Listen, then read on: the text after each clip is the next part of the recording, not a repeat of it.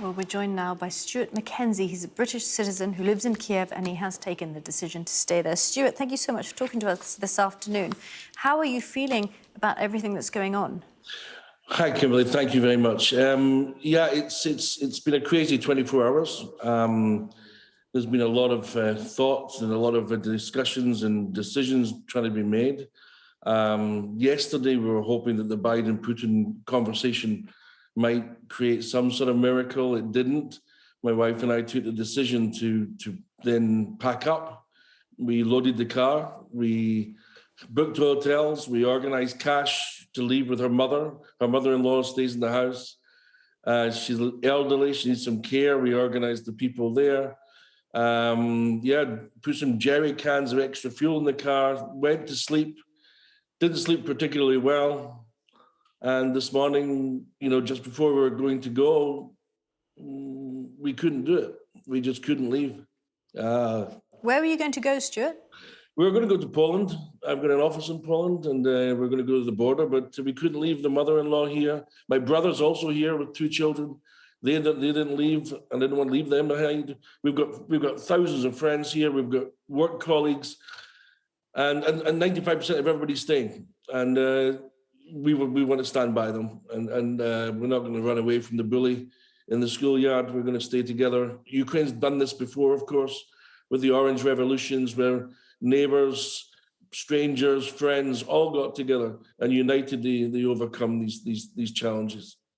So how has it affected? You say it's been a hectic 24 hours. Did you say 48 hours? But it's been building for weeks. How has it affected everyday life?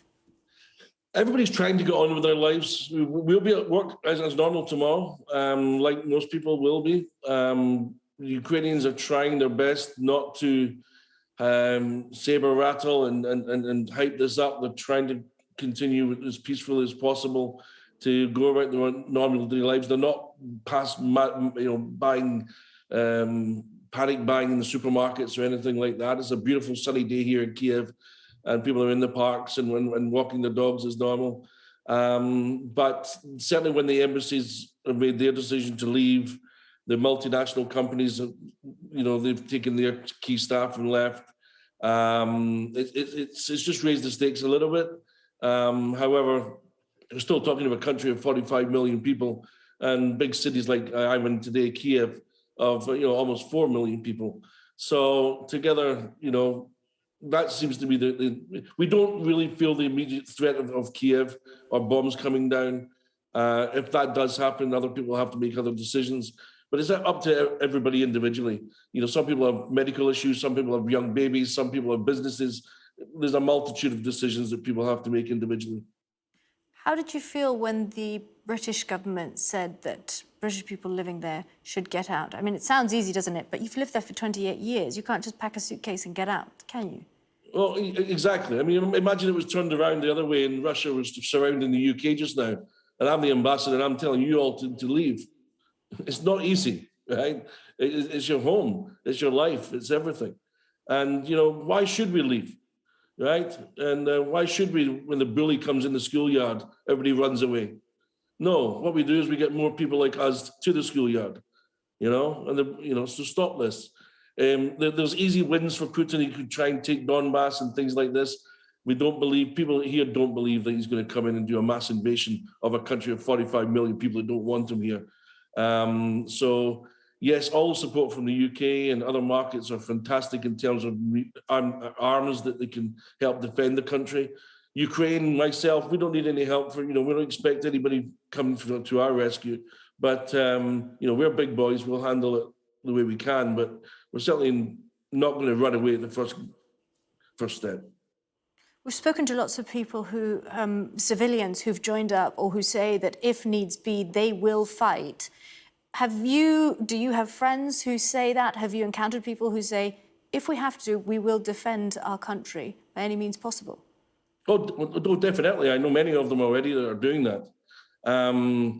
You remember the Maidan revolutions and These guys were out in the street at -20 in hundreds of thousands, if not millions of people sleeping overnight, getting rid of, the president and revolting against decisions of Russian-backed presidents.